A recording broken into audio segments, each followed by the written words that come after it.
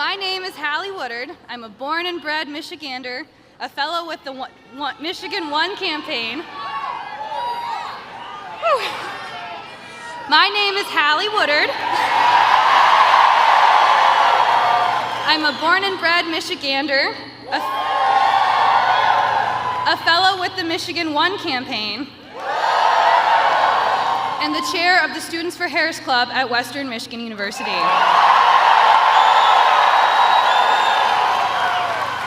This will be the very first time I ever get the chance to vote in a presidential election. I cannot think of a more important race to cast my first ballot. The choice in this election is very clear. On one side, we've got Kamala Harris.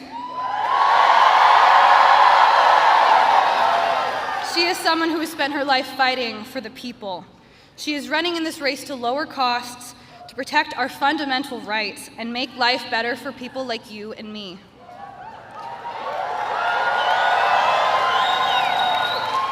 However, on the other side, we have Donald Trump. He's more extreme than he's ever been, and he only wants to get power for himself. As a woman, a student, and a first-time voter, I'm frightened by what my future could look like if Donald Trump becomes president. His extreme Project 2025 would throw our country into chaos.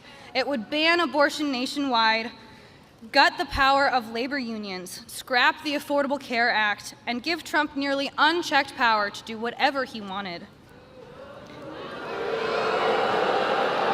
But we have another choice.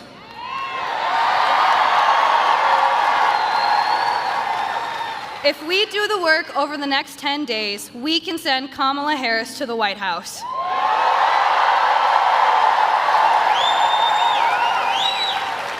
Now, I am beyond thrilled to welcome a person who knows all too well the stakes of this election. She has helped bring joy and results to the health and safety of the people right here in Michigan.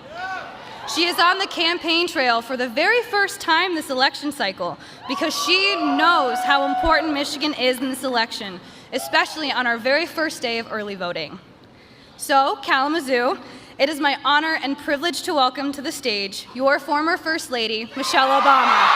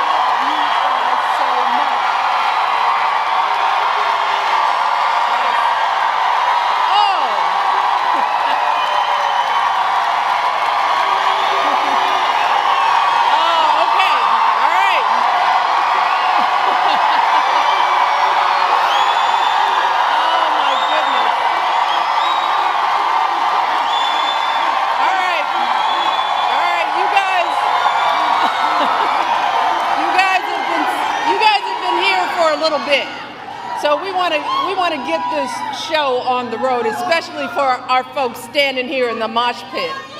Hang on there. I love you. Well, let me just start by saying hello, Kalamazoo.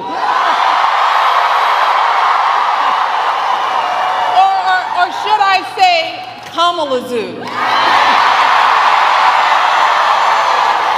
Who is ready to elect the next president of the United States, Kamala Harris? Yes.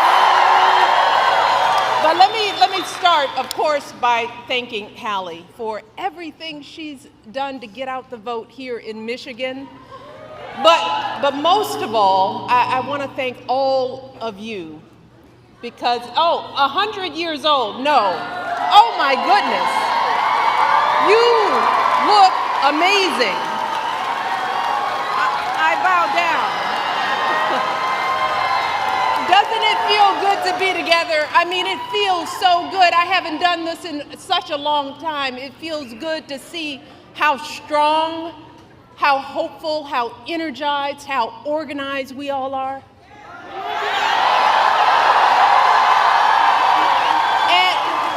And we need that.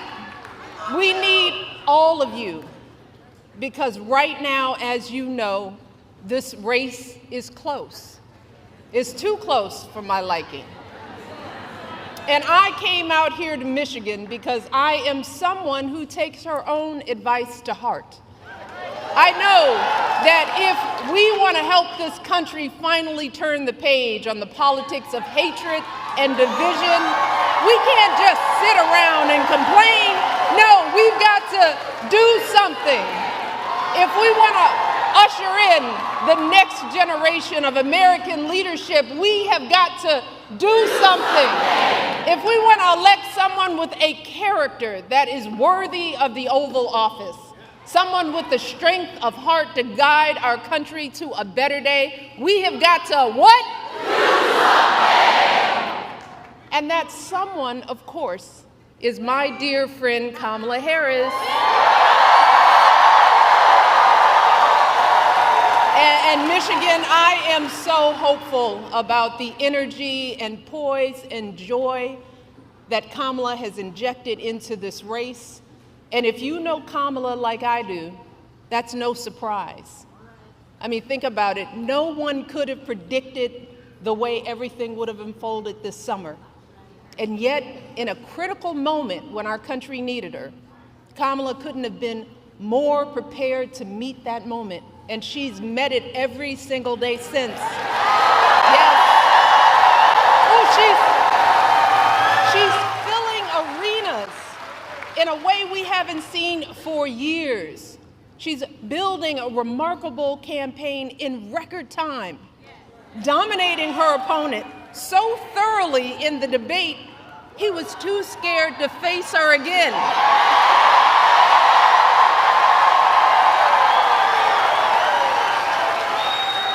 Kamala, she's putting herself out there fearlessly, facing down even her harshest critics. She's seeking out Republicans to find common ground. And unlike her opponent, she's not ducking interviews or cowering in safe spaces only with fawning audiences. No, she's showing us what a sane, stable leader looks like. She's not losing her train of thought or stumbling over her words. And she's doing it all with vigor and with grace. That's because Kamala Harris is a grown-up.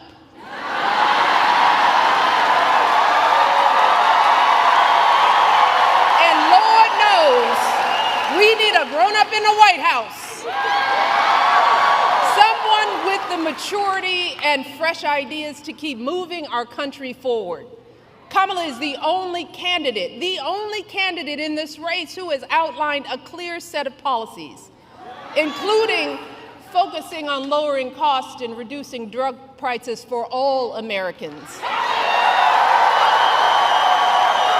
giving tax credits to first-time home buyers, folks starting small businesses, and working families raising our kids. Let me tell you, it is a remarkable plan. And these remarkable last few months mirror the way Kamala has handled herself her entire life, fighting for working people and the vulnerable, first as a prosecutor, then as an attorney general, then as a U.S. senator, and now as our vice president of the United States. Taking on the big banks, the transnational gangs and predatory for-profit colleges, and always doing it, holding her head high with warmth and dignity and class. So Michigan, do not buy into the lie that we do not know who Kamala is or what she stands for.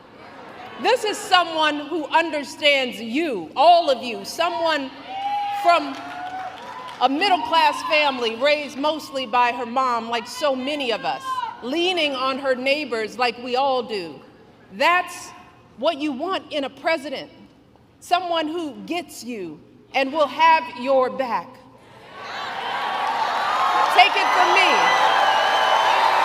And I know good people. Kamala Harris is an extraordinary human being. She is an extraordinary candidate, and she will be an extraordinary president of the United States of America. Mark my words, because I don't lie. So Michigan, with all that being said, I got to ask myself, well, why on earth is this race even close? I lay awake at night wondering what in the world is going on. And it's clear to me that the question isn't whether Kamala is ready for this moment, because by every measure, she has demonstrated that she's ready. The real question is, as a country, are we ready for this moment? Are we willing to do what it takes to get her across the finish line, or are we going to let ourselves get distracted and fall for the scam? Are we going to lose sight of the dire consequences if we come up short? And right now, folks, I have to be honest, I'm not completely sure of the answers to those questions. Y'all give me great comfort in this arena. But this is a big country, and that's why all of my hope about Kamala is also accompanied by some genuine fear. Fear for our country, fear for our children, fear for what is coming our way if we forget the stakes in this election. And y'all, that's why I'm here today. And y'all know I hate politics. But I hate to see folks taken advantage of even more. So I wanted to do everything in my power to remind the country that I love, that there's too much we stand to lose if we get this one wrong.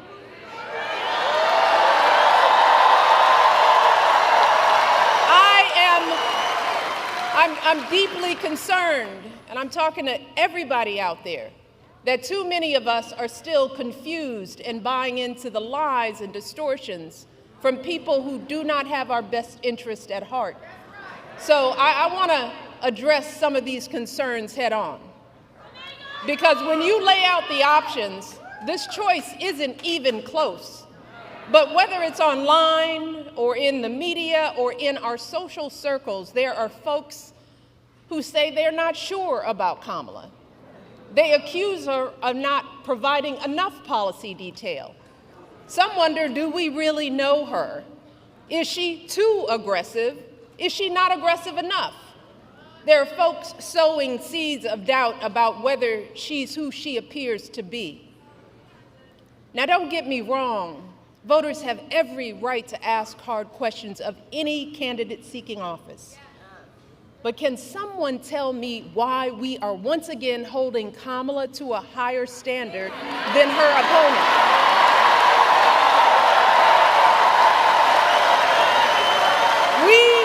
We expect her to be intelligent and articulate, to have a clear set of policies, to never show too much anger, to prove time and time again that she belongs. But for Trump, we expect nothing at all. No understanding of policy, no ability to put together a coherent argument, no honesty, no decency, no morals. Instead, too many people are willing to write off his childish, mean-spirited antics by saying, well, Trump's just being Trump, rather than question his horrible behavior. Some folks think he's funny. And if you remember, that's exactly how he got elected the first time. Folks gave him a pass and rolled the dice, betting that he couldn't possibly be that bad. And then there were those folks who didn't think it really mattered who the president was, if you can believe that. And still others who thought it'd be a good idea just to blow up our entire democracy. Let us not forget how badly that worked out for all of us. Let us not forget the incompetence and the corruption, the chaos that was the cornerstone of his entire 4 years in office. Let's start with the pandemic. Remember how woefully unprepared he was? How he was sowing seeds of fear and confusion, endangering lives with his lies and ignorance, denigrating the doctors and scientists trying to help us. You want to talk about plans? Well, my husband left him a very detailed pandemic plan.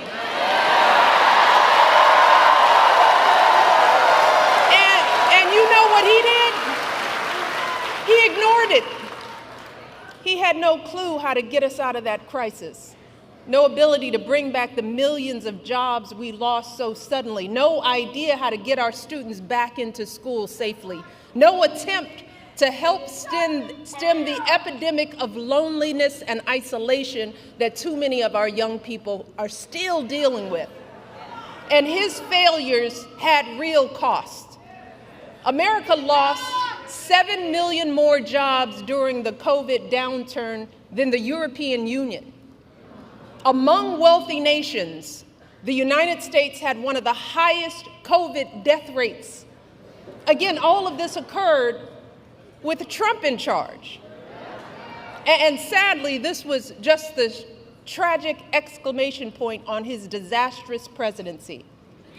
Installing judges and justices who have now stripped away our reproductive freedoms, cracking down on protesters marching to protect their sons from being shot because of the color of their skin, rolling back protections for LGBTQ Americans, fanning conspiracy theories, unleashing hatred in our communities. And then, when the American people fired him from a job that was too big for him to begin with, he tried to steal it, egging on a violent mob that breached our nation's capital.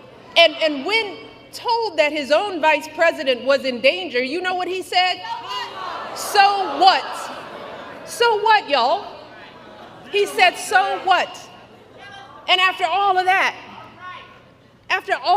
and there is more, there are still folks wringing their hands, crossing their arms, tuning out, saying they plan to sit this election out to prove a point.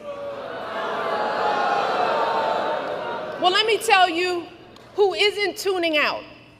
Many of the folks who served closest to Trump and saw the danger firsthand.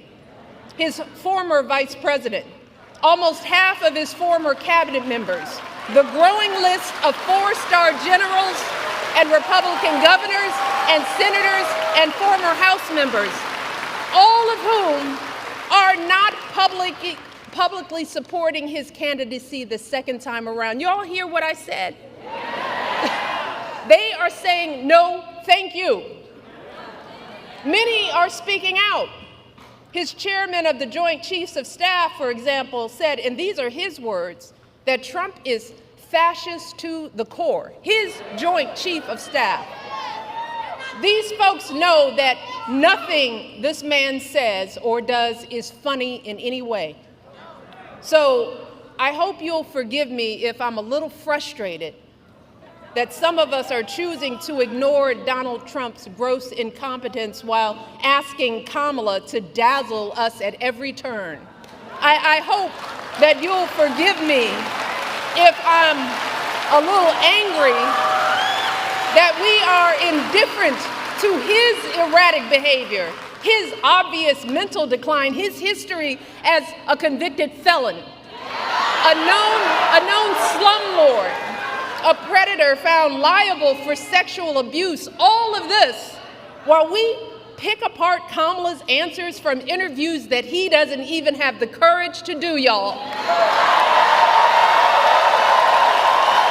So, I am praying praying that those of us contemplating voting for Trump or not voting at all will snap out of whatever fog we are in. I am praying that we consider the decades of sacrifice and struggle by all of our ancestors, the folks who marched and sacrificed and shed their blood for us. We have to ask ourselves, is a vote for Trump or no vote at all the way we honor their lives? And if that's the case, well, that surely doesn't sound like freedom to me. Because let me tell you, in any other profession or arena, Trump's criminal track record and amoral character would be embarrassing, shameful, and disqualifying. So, I hope that you will forgive me if I am worried that we will blow this opportunity to finally turn the page on the ugliness once and for all. Because believe me, if Donald Trump is president again, at some point or another, that ugliness will touch all of our lives.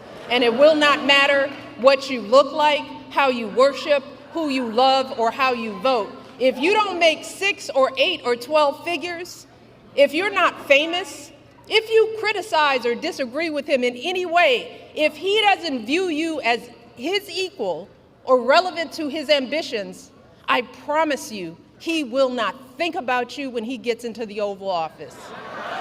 And that will have real consequences for all of us. If your town gets hit by a natural disaster, who do you want looking out for you? Is it Donald Trump, who's spreading so many lies and conspiracy theories about climate change and FEMA that the workers in North Carolina trying to help folks clean up after the last hurricane were fearing for their safety? Or is it Kamala Harris, who has been meeting with local officials, comforting the families in that state and doing everything she can to get folks the help they need? If you're saving up to buy a house or pay off student loans, if you're caring for your kids or your parents or both, if you are a farmer, a factory worker, a paralegal, anyone whose job may be changed or replaced by technology, who will actually be thinking about you? Is it Donald Trump, who's palling around with billionaires that want a puppet in the White House who will let him run unchecked? Or is it Kamala Harris, who has been fighting for working people her entire life? If you're one of our service members, our veterans or military families, who is going to value your service and sacrifice? Is it Donald Trump, who has called those who gave their lives for our country suckers and losers? Or is it Kamala Harris, who I guarantee you will honor your commitment to the ideals we all share with every fiber in her being? And if you are a mother who has lost sleep worrying if your son could be the victim of a nightmare traffic stop gone bad, if you've ever been out there marching and weeping for justice, who do you think is going to have your back? Is it Donald Trump, who once took out a full-page ad to demonize innocent young black teenagers in New York City, who has dreamed openly about his own version of a purge, where in his words, he has said for one day, one real rough, nasty day, he says, he will allow cops to use violence indiscriminately, who I am sure has never spent a single second thinking about the lives on the other end of those batons? Or is it Kamala Harris, who understands the anguish in these interactions and has the experience that shows us that, yes, it is possible to keep our community safe and keep innocent people out of harm's way? And finally, y'all, who could possibly think that this man would care more about our men and boys more than Kamala Harris? And while we're at it, I want to think about who do you think possibly would care more about our reproductive health?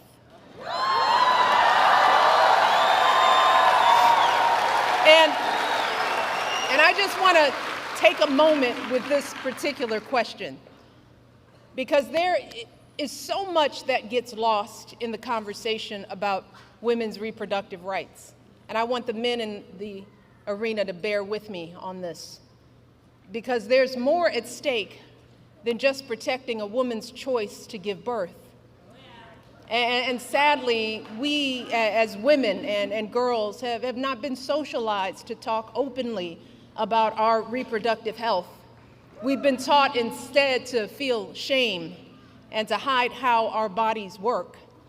Some young girls enter puberty not knowing what to expect. Too many of us suffer with severe cramps and nausea for days on end every single month. And then on the other end of the reproductive timeline, too many women my age have no idea what's going on with our bodies as we battle through menopause and debilitating hot flashes and depression. See, fellas, most of us women, we suck up our pain and we deal with it alone. We don't share our experiences with anyone. Not with our partners, or our friends, or even our doctors. Look, a woman's body is complicated business, y'all. Yes, it brings life, and that's a beautiful thing. But even when we are not bearing children, there is so much that can go wrong at any moment. Every woman here knows what I'm talking about. An unexpected lump, an abnormal pap smear or mammogram, an infection, a blockage, all of which could be early signs of a variety of life-threatening cancers. And in those terrifying moments when something goes wrong, y'all, which will happen at some point to the vast majority of women in this country, let me tell you, it feels like the floor falls out from under us. In those moments, all we have to rely on is our medical system. In those dark moments, all we have to rely on is our faith in a higher power and the experience of doctors to get us the care we need in a timely manner. And look, I don't expect any man to fully grasp how vulnerable this makes us feel, to understand the complexities of our reproductive health experiences. In all honesty, most of us as women don't fully understand the breadth and depth of our own reproductive lives, you know? And that's because our experiences are often neglected by science. There's a huge disparity in research funding for women's health. And if you happen to look like me and report pain, you're more likely to be ignored, even by your own doctors, studies show. So let me take a minute to help folks, especially the men in our lives, to get a better sense of what could happen if we keep dismantling parts of our reproductive care system piece by piece, as Trump intends to do. I want folks to understand the chilling effect, not just on critical abortion care, but on the entirety of women's health, all of it. There are good reasons why so many women and physicians are horrified by what's happened since Donald Trump's justices overturned Roe v. Wade. We're seeing women scrambling across state lines to get the care they need. Just this week, a major medical journal reported that after Roe was overturned, infant mortality in this country rose, in large part because women are being forced to carry fetuses that won't survive to term. One woman spent 22 days in jail on murder charges after she miscarried in her own bathroom. We are seeing doctors unsure if they can treat ectopic pregnancies. Doctors being told they can't treat a woman until she becomes so close to death that only a life of the mother exception will allow them to act. So just imagine the profound effects for all of us if Donald Trump wins this election. In states that are already putting abortion bans into effect, his FDA could further outlaw patchwork systems of telehealth appointments and mail-order pills, thereby eliminating the last remaining protections for women in those states. He could take actions that effectively ban abortion nationwide, which would put all of us in danger, no matter what state we live in. We will see more doctors hesitating or shying away from providing life-saving treatments because they are worried about being arrested. More medical students reconsidering even pursuing women's health at all. More OB/GYN clinics without enough doctors to meet demand closing their doors, leaving untold numbers of women in communities throughout this country without a place to go for basic gynecological care, which in turn will leave millions of us at risk of undiagnosed medical issues like cervical and uterine cancers. This is real. So do you think Donald Trump is thinking about the consequences for the millions of women who will be living in medical deserts? Does anyone think he has the emotional maturity and foresight to come up with a plan to protect us? Y'all, we are teetering on the edge. Even before these state bans, America was already lagging behind every other wealthy nation on measures like maternal mortality and paid leave. So we could be right back to the days before Roe, which many young people here don't even remember. The days when abortion wasn't as safe as it is today. The days when the number of mothers of color dying in childbirth was 30 to 40% higher than when it was under Roe. So to the men who love us, let me just try to paint a picture of what it will feel like if America, the wealthiest nation on earth, keeps revoking basic care from its women, and how it will affect every single woman in your life. Your girlfriend could be the one in legal jeopardy if she needs a pill from out of state or overseas, or if she has to travel across state lines because the local clinic closed up. Your wife or mother could be the ones at higher risk of dying from undiagnosed cervical cancer because they have no access to regular gynecological care. Your daughter could be the one too terrified to call the doctor if she's bleeding during an unexpected pregnancy. Your niece could be the one miscarrying in her bathtub after the hospital turned her away. And this will not just affect women, it will affect you and your sons. The devastating consequences of teen pregnancy won't just be borne by young girls, but also by the young men who are the fathers. They too will have their dreams of going to college. Their entire future is totally upended by an unwanted pregnancy. If you and your partner are expecting a child, you will be right by her side at the checkups, terrified if her blood pressure is too high, or if there's an issue with the placenta, or if the ultrasound shows that the embryo was implanted in the wrong place, and the doctors aren't sure that they can intervene to keep the woman you love safe.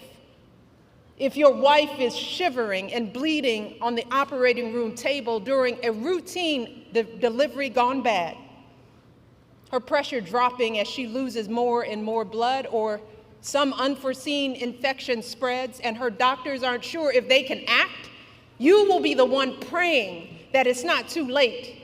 You will be the one pleading for somebody, anybody, to do something. And then there is the tragic but very real possibility that in the worst case scenario, you just might be the one holding flowers at the funeral. You might be the one left to raise your children alone. See, these are just some of the ways women die during childbirth. And I don't want to be a downer, y'all. But in many cases, there is no warning, and things go bad very quickly. And when it happens, every second of hesitation or delay can lead to devastating outcomes. So I am asking y'all from the core of my being to take our lives seriously. Please, do not put our lives in the hands of politicians, mostly men, who have no clue or do not care about what we as women are going through, who don't fully grasp the broad-reaching health implications that their misguided policies will have on our health outcomes. The only people who have standing to make these decisions are women with the advice of their doctors. We are the ones with the knowledge and experience to know what we need.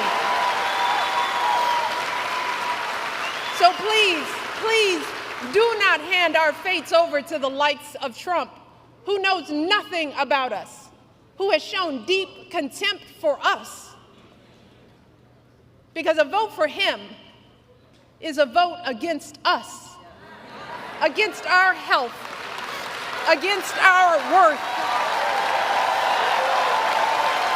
And let me tell you all, to think that the men that we love could be either unaware or indifferent to our plight is simply heartbreaking.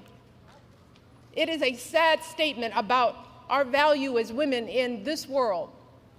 It is both a setback in our quest for equity and a huge blow to our country's standing as a world leader on issues of women's health and gender equality.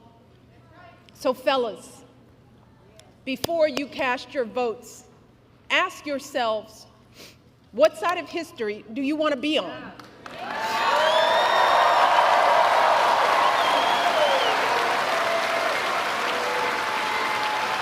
Now, I recognize that there are a lot of angry, disillusioned people out there, upset with the slow pace of change.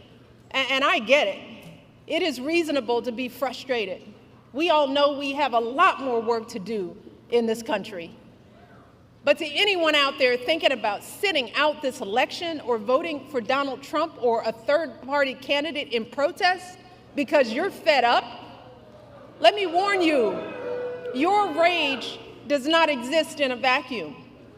If we don't get this election right, your wife, your daughter, your mother, we as women will become collateral damage to your rage.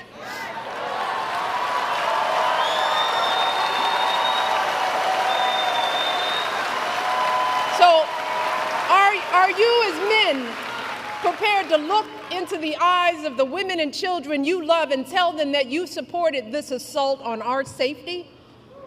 And to the women listening, we have every right to demand that the men in our lives do better by us.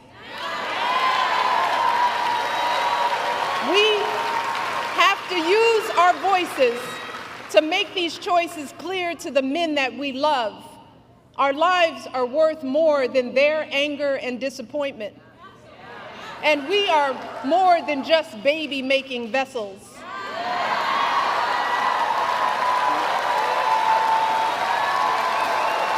And if you are a woman who lives in a household of men that don't listen to you or value your opinion, just remember that your vote is a private matter. Regardless of the political views of your partner, you get to choose.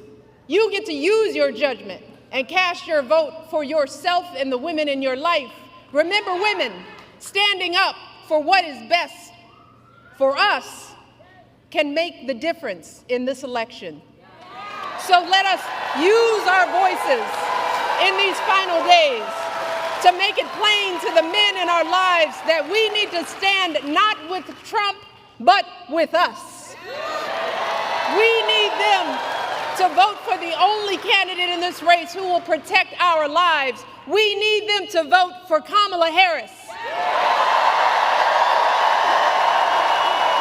Kamala, she will fight to restore our reproductive freedoms and defend our health. Kamala will fight for our access to life-saving emergency care and maternal care in every state.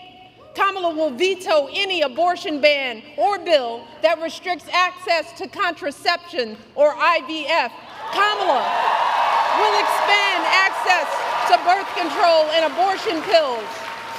And she will do all of this not because she's a woman, but because she's a decent human being.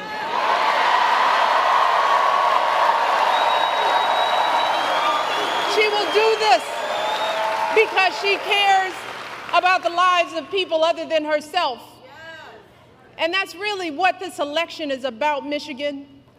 This isn't just about what we have an obligation to say no to. It's about what we have the opportunity to say yes to.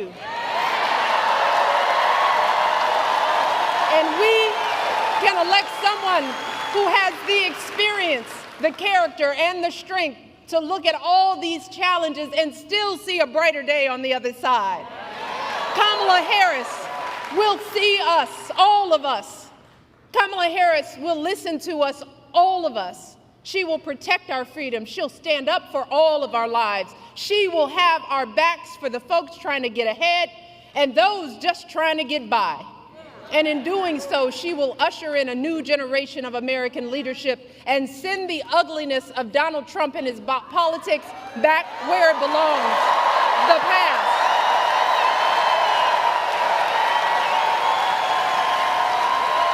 But Michigan, she cannot do any of this alone. So I'm asking you one last time, let us not just sit around and complain. Let's do something.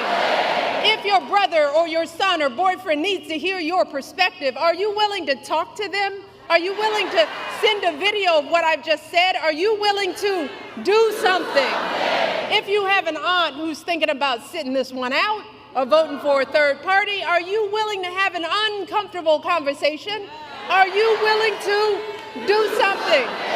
If you have an extra hour or extra weekend, are you willing to knock on doors and talk to your neighbors? Are you willing to do something? Look, Michigan, we've just got 10 more days to make it happen. 10 more days to wave goodbye to the incompetence and hatred and division. 10 more days to welcome in a leader with the character and the heart and the strength worthy of the office she seeks and worthy of the country that we all love. Michigan, let's give Kamala everything we've got. Can we get this done? Can we get this done, Michigan? We need you, every last one of you. Get this done. Get this done. And now, it is my pleasure to welcome to this stage the next President of the United States, Kamala Harris.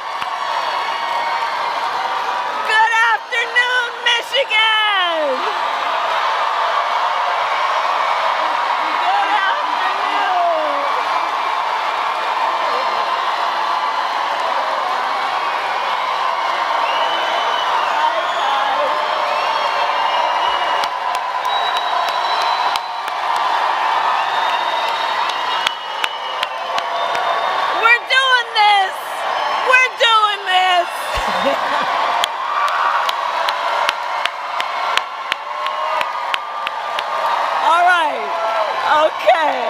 Oh, it's great to be in Kalamazoo.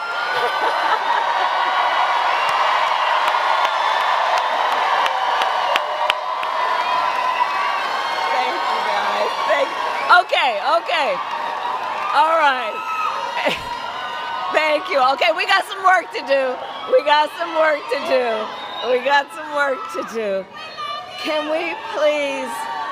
Can we please applaud my dear and incredible friend, the former First Lady, Michelle Obama.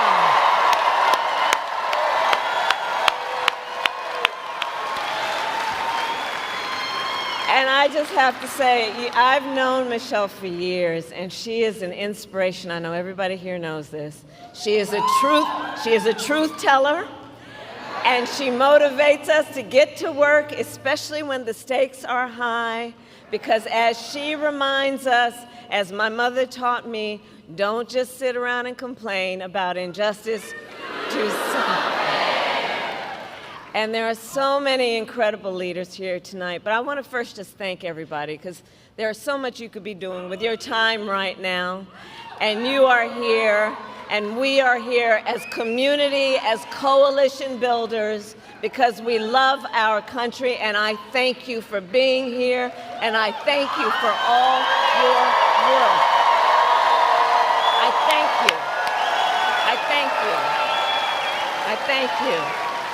And I want to give a shout out to Lieutenant Governor Gilchrist. He's over there somewhere. Senator Gary Peters. And all the union, elected, and community leaders here today, I thank you.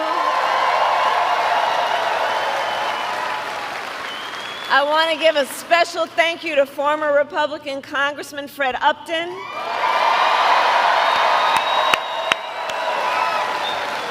who represented Kalamazoo for decades and has endorsed our campaign because, as he put it, ours is the team that will bring people together, strengthen our economy, and get things done for the American people.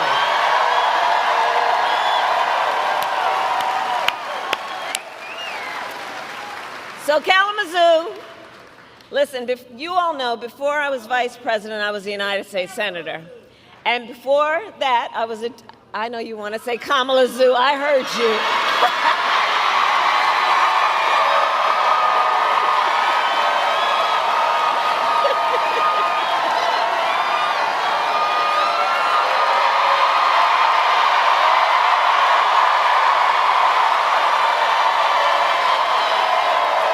Okay, all right, okay, we got that out of the way, okay.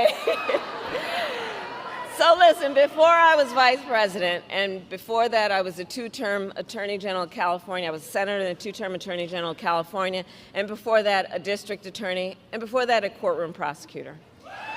And in those roles, I took on perpetrators of all kinds.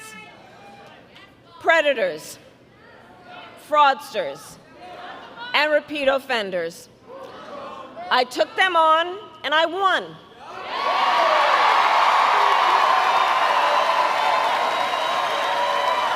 Well, Michigan, in 10 days, it's Donald Trump's turn.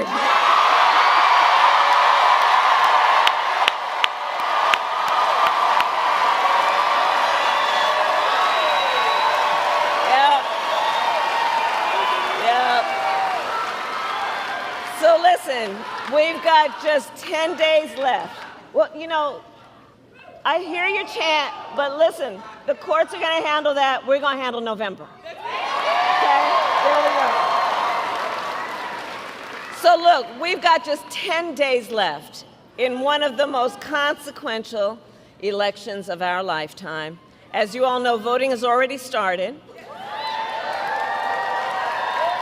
And everybody here knows this is going to be a tight race till the very end. So we have a lot of work to do. But we like hard work. Hard work is good work. Hard work is joyful work. And make no mistake, we will win. We will win.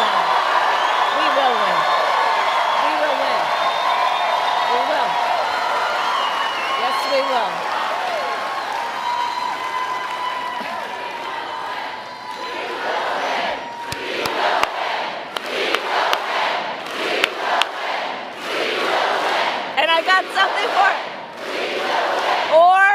Or as a certain former president would say, yes, we can. So yes, we can, and yes, we will. And we will win because together, and this is about all of us, we are fighting for America's future. And we understand the opportunity we have before us to turn the page on the fear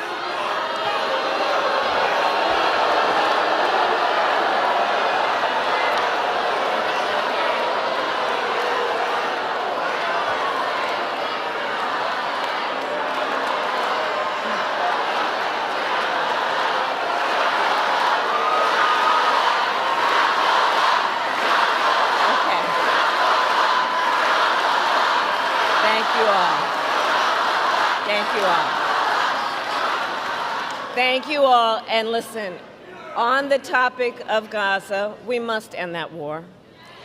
And we must end the war and bring the hostages home. But now I am speaking about 2024. All right.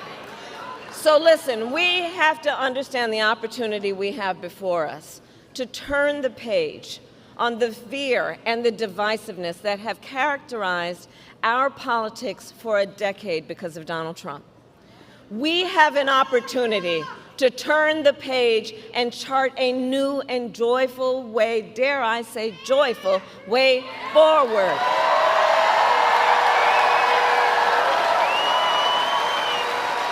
Where we tap into the ambition and the aspirations and the dreams of the American people. And I'm going to tell you, as I travel around our country, there is an overwhelming call for a fresh start.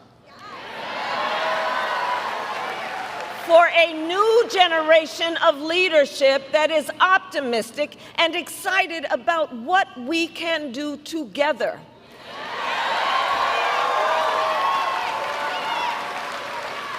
There is a yearning in our country for a president who sees the people, not just looking in the mirror all the time, but sees the people, who gets you and who will fight for you.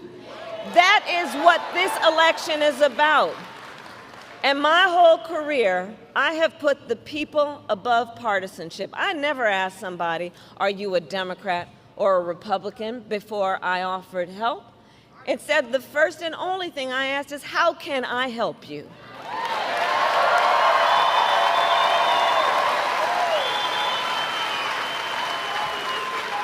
And that is a major difference between Donald Trump and me, and between the two extremely different visions that he and I have for our nation. One, his, focused on the past and himself. The other, ours, focused on the future and you and your family.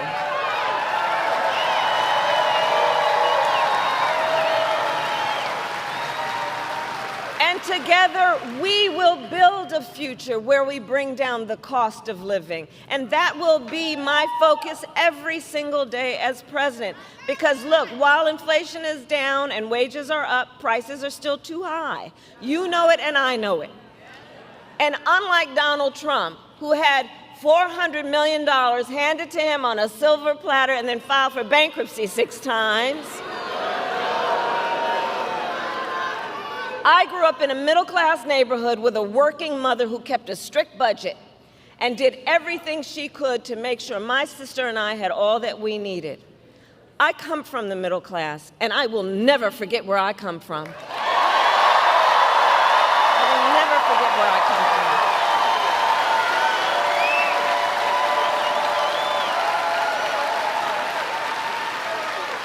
And so my common sense plan is about lowering the prices you pay on everything from prescription medication to groceries to housing.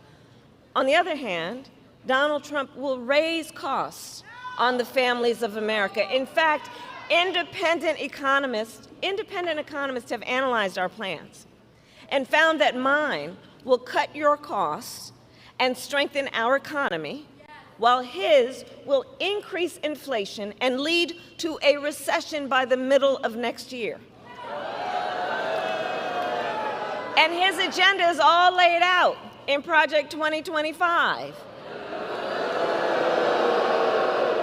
which I still must say, I cannot believe they put that in writing.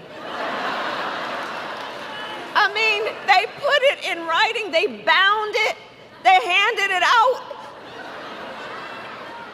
And if you get your hands on it, Google it. It's a detailed and dangerous blueprint for what he will do if he is elected president.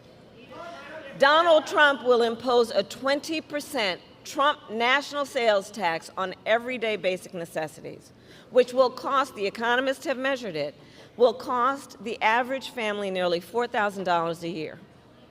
On the other hand, I will take on an issue like corporate price gouging. I've done it before, and I will do it again. Donald Trump will give massive tax cuts to billionaires and the biggest corporations, exactly like he did the last time he was president.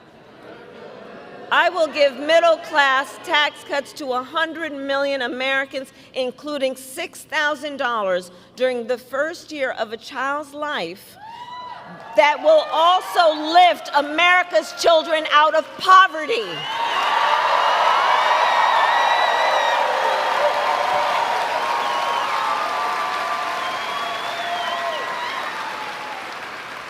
Donald Trump, again, read his plan, will get rid of the $35 cap on insulin for seniors.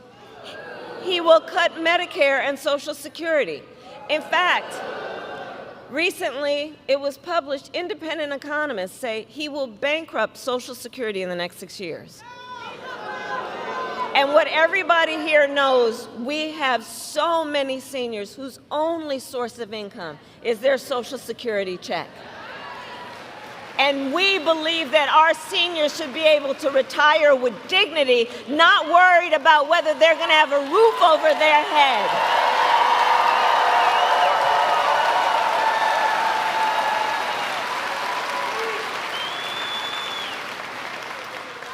And we believe that their families also should not be overwhelmed by the cost of home health care, which is why my plan includes ensuring that instead of you who are taking care of your elder relative, you know, I took care of my mother when she was sick, and I know what that is like. It's about trying to cook something that they feel like eating. It's about trying to help them put on a sweater. It's about trying to say something that maybe will bring a smile to their face and maybe make them laugh from time to time. It's about their dignity. But we have a lot of people right now living in what we call the sandwich generation, who are taking care of your kids while you're taking care of your parents. And that's a lot. It's a lot. And too many people either if you are fortunate enough, you may have some extra money that you can hire somebody, but most people can't. So what that means is so many people have to think about leaving work, quitting their job, which means cutting a source of income, or spending down all of your savings to be able to qualify for Medicaid. It's just not right. So part of my plan says that we're going to make sure that Medicare covers the cost of home health care for our seniors. It's about dignity. It's about dignity. It's about seeing people where they are and understanding the burdens people face and lifting folks up instead of trying to beat people down, which is exactly what we see on the other side. On top of that, my plan will bring down the cost of housing because we know housing is too expensive.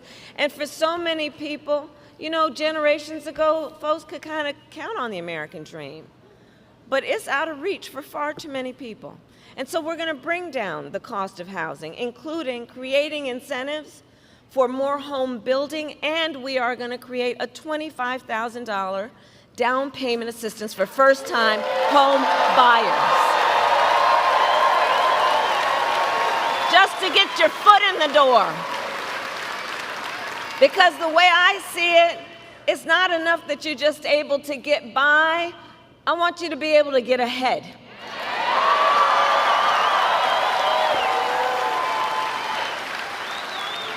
We're going to cut taxes for small businesses because small businesses are the backbone of America's economy. Do we have any small business owners here? Right?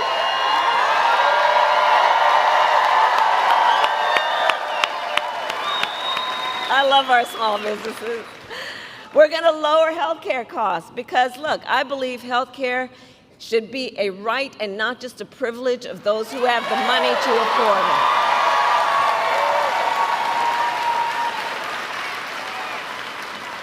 On the other hand, we've got Donald Trump, who intends to end the Affordable Care Act, or as we like to call it, Obamacare.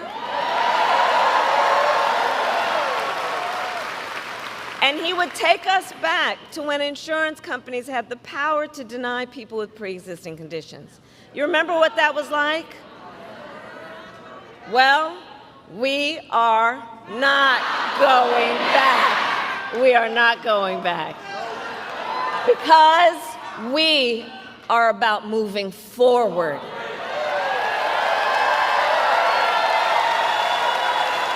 And it is time to turn the page. So ours is a fight for the future, and it is a fight for freedom, like the fundamental freedom of a woman to be able to make decisions about her own body and not have her government tell her what to do.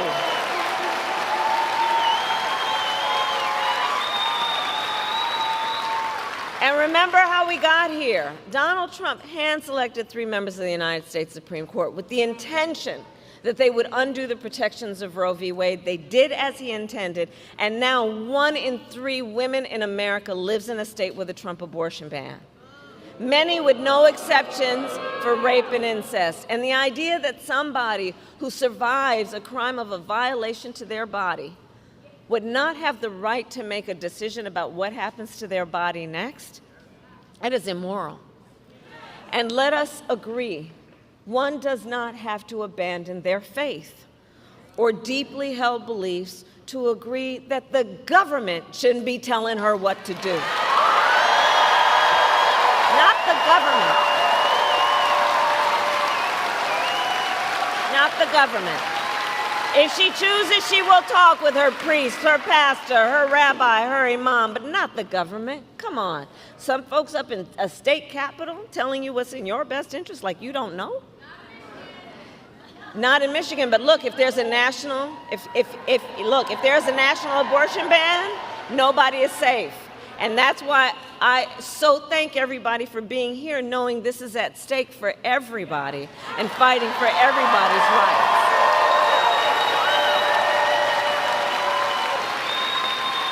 And I'll tell you, so I actually just got in from Texas, and I did an event in Texas last night in Houston. And if you saw it, you probably saw some of the stories about what has been happening in our country. The suffering. And you know, Donald Trump still refuses to even acknowledge the pain and suffering he has caused. He insists that, and I'm going to quote, everybody wanted Roe v. Wade to be overturned. Come on, everybody wanted this? Women are being denied care during miscarriages? Some only being treated once they developed sepsis? They didn't want this. Couples just trying to grow their family who have been cut off from IVF treatments? They didn't want this. The men of America seeing their daughters, wives, sisters, and mothers put at risk because their rights have been stripped away? The men of America don't want this. Women have died because of these bans. How could anybody say that they wanted this? And you have heard me say, I do believe Donald Trump to be an unserious man. But the consequences of him ever being president again are brutally serious. Brutally serious.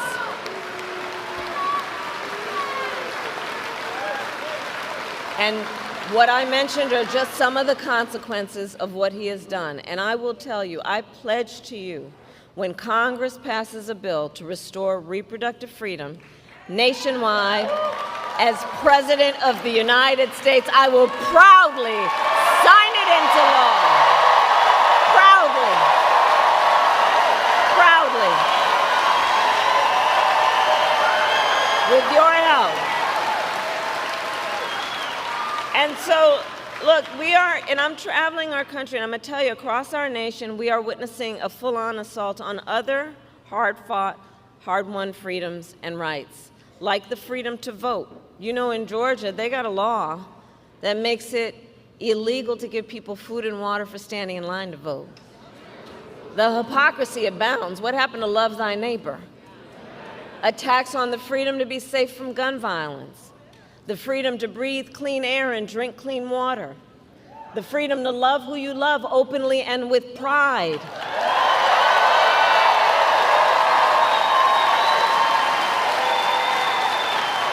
All of these things are at stake.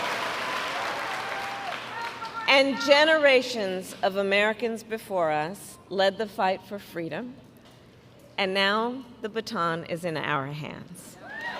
Now the baton is in our hands. And on that point, I want to speak in particular to all of the young leaders who are here today. Can I see Gen Z?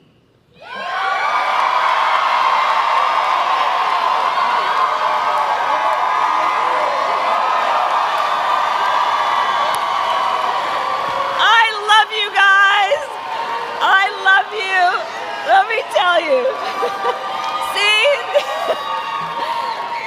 And of the many things that I just think are so great about you, you are rightly impatient for change. I love that. I love that. You who have only known the climate crisis are leading the charge to protect our planet and our future. You who grew up with active shooter drills are fighting to keep our schools safe. You who now know fewer rights than your mothers and grandmothers are standing up for reproductive freedom.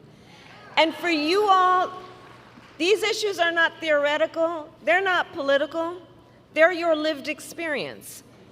And I want to tell you, I see you, and I see your power, and I know many of you are voting for the first time. Who's voting for the first time? Can we hear it for our young leaders and first-time voters?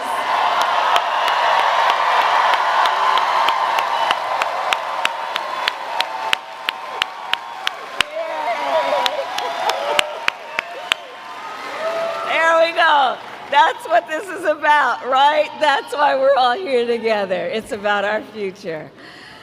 So listen, so much is on the line in this election. You all know that. And this is not 2016 or 2020.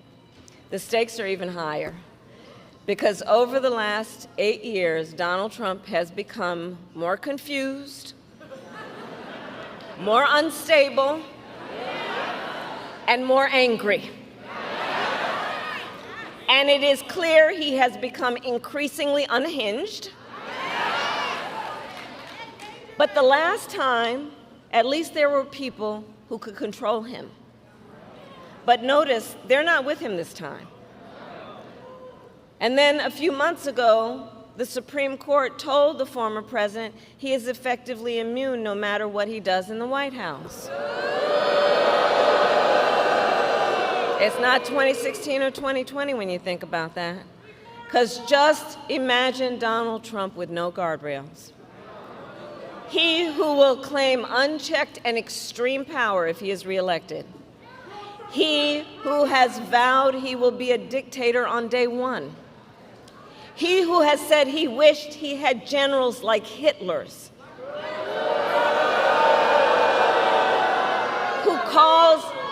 Who calls Americans who disagree with him the enemy from within. You know what that harkens back to? And he says he would use the American military to go after them.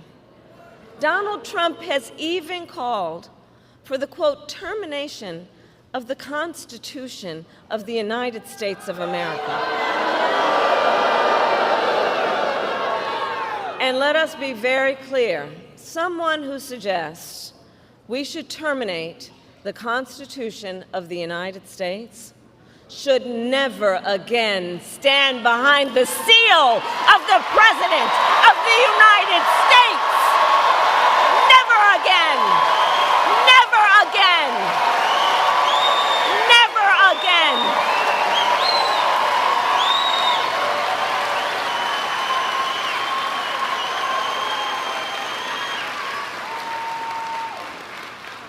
No. So there is a huge contrast in this election, and I'm going to ask everyone to just imagine the Oval Office in 3 months. So you can picture it. But here's what I say to the folks who are watching. It's either Donald Trump in there stewing over his enemies list, or me working for you, checking off my to-do list.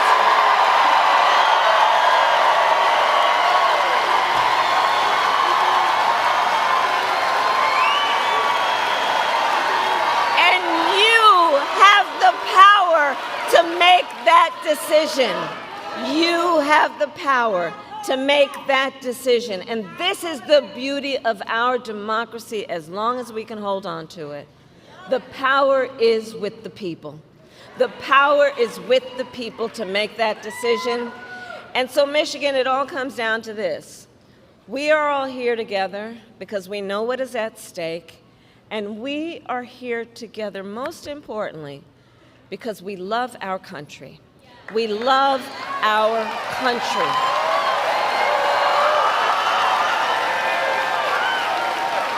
We love our country.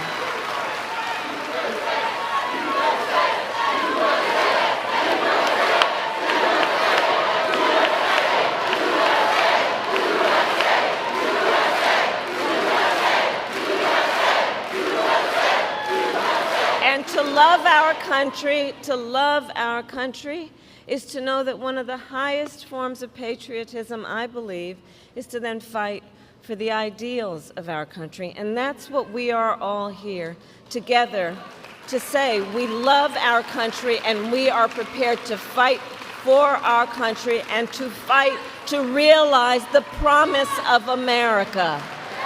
The promise of America.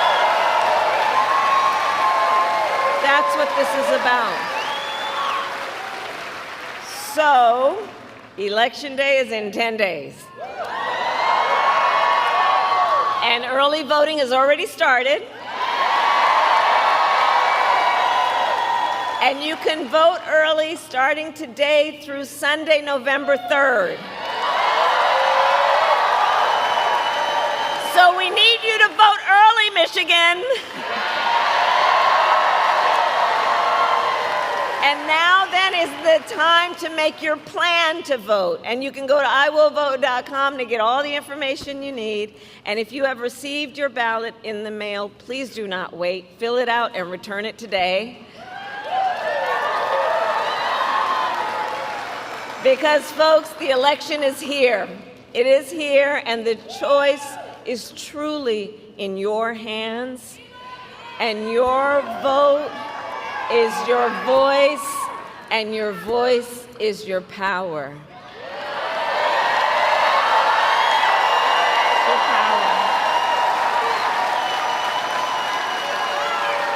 So, Michigan, today I ask you, are you ready to make your voices heard? Do we believe in freedom? Do we believe in opportunity? believe in the promise of America? And are we ready to fight for it? And when we fight, we win. God bless you, and God bless the United States of America.